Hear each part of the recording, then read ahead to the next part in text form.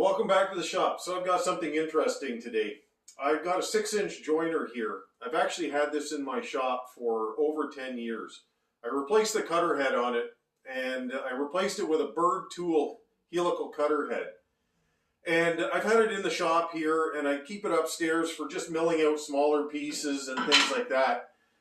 And the other day I picked up another one, but it's made by King, and it's an offshore product. This actually is as well, like the castings and everything like that are still offshore. But it was originally made with the specifications from Delta. Now, I was kind of curious because I picked up the other one real cheap, and I wanted to find out what the difference is. First of all, the finish quality, and then the power. How much power does it have when it's going through a piece of wood? The other thing I wanted to find out is the features on this one, the tilt to 45 and then back to 90. How good does that work? And then also the fence going back and forth. Because both of them have different mechanisms for going back and forth and the tilt. And I just want to find out what the difference is on them and see which one I actually like better. Anyways, I'm going to take you along on the ride for this because I think you might be kind of interested to see what actually happens with this. So I'm going to run a board through this one. It's about 4 feet long, about 5.5 inches wide. I've already surfaced one part of it. I'm going to just make sure that it's nice and clean. So I'm going to put it through at a reasonable rate, and you can hear and see what the difference is.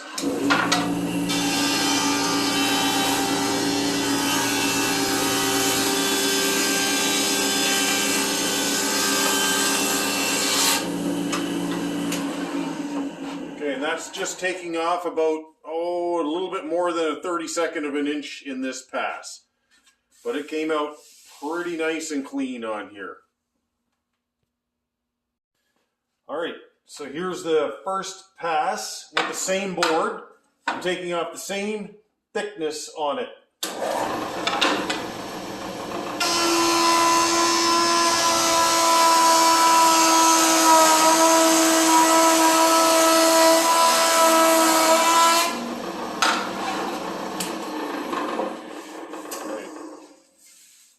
That's perfect. Absolutely perfect on here. Okay, next board.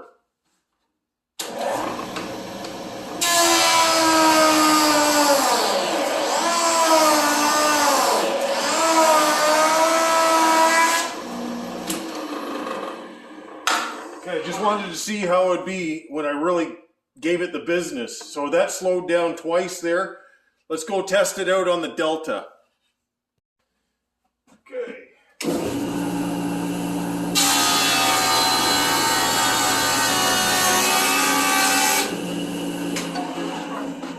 Quite the difference. Quite the difference in power. I think that's the difference between having a proper US motor and having an offshore one. That's good evidence right there. Okay, I'm just going to show you how this thing works. So we've got a handle here that just allows this thing to lock and move like this. And it's pretty effortlessly that it goes. And I think I lubed this thing on probably about 6, 7, 8 years ago. Locked in place. Now you can move the flip stop and it goes down to 45. I've cut a block here at 45 degrees. Lock it down. Righty tighty. There we go. And that's bang on 45.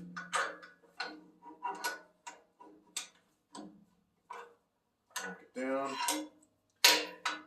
And there, that's perfect at 90 as well. So this thing is running 100% perfect. So here's the depth adjustment on this machine. You can go all the way from 0 to 1/2 inch. I try to keep it somewhere about just under a 1/16 of an inch, which is about right there. But here's an interesting feature on this. It has it's like a catch that holds this thing from going no further than 1/8 of an inch. But then you can lift it up and then go to whatever you want. But it's a nice safety knowing that if this thing was to ever have slid down, if you hadn't locked that nut, you would at least know that you wouldn't go past 1/8 of an inch, because if you tried to run a board and it was set at a 1/2 inch and you didn't know it, man, you're going to be in for a real surprise. That is really dangerous. So this is a really nice safety feature. Here's one more nice feature about this machine is the power switch is up top here, which is right at your working height. It's just absolutely perfect. It's on and off like that. It's just such a brilliant idea to do something as simple as taking your switch up here as opposed to down there. So this has a bit of a different fence than the other one, but basically this thing works by securing it with this handle here on a lock position down to move wherever you want it to go. So I'm going to lock it in there. This is your tilt 45 and whatever angle you want. Drop it down, tighten it up. I cut a block of wood at 45, put it on there, and that's right on. Back to 90, tighten it down, and there we go. We're still on nice at 90 there. I do find that this handle gets in the way if you're running longer pieces through it, so I'm not too pleased with how that works. But on the whole, everything works well. This is pretty good. The only thing is there's a space in between here of almost about 5/8 of an inch.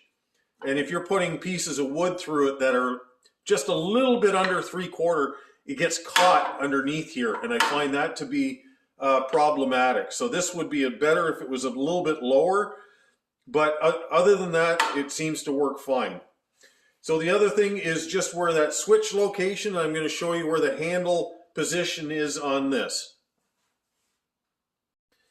The raise and lower on this thing is fairly simple with a handle, and it moves very smoothly. So no issues there. I usually try to dial it in where it's just a little bit under 1/16 of an inch.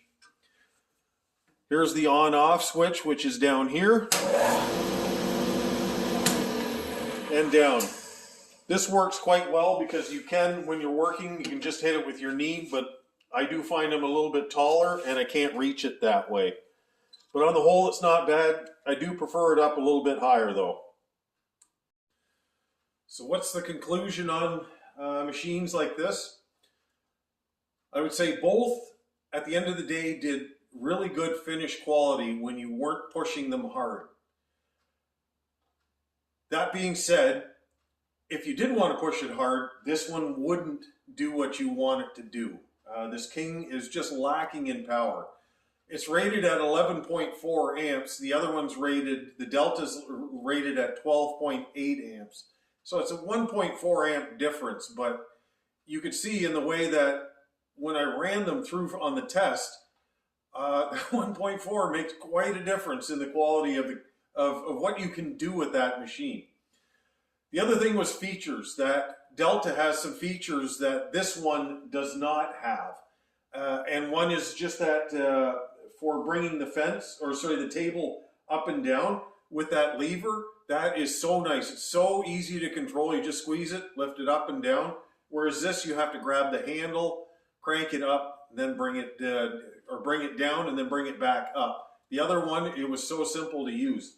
Plus that safety of having that little locking pin there. I think that is, to me, that is very paramount in one of these machines. I think that's a brilliant thing.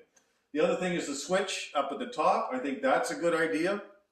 So there's a couple of things that if I was to buy one, I would not buy this brand new. I would definitely not buy this brand new. There's other ones out there that would work better than that. But I would buy used and buy a brand new cutter head and install it, just like I did upstairs on that Delta. So I would look for the features of the machine first and then that. But the biggest thing for me is the power. I want to have good power, and then I want that cutter head to do exactly what I want. So those are the things that make the difference to me. Would I want this in my shop? Yeah, it'd be okay. But I wouldn't be able to do what I need it to do. But at the end of the day, hopefully this helps, and have a great day.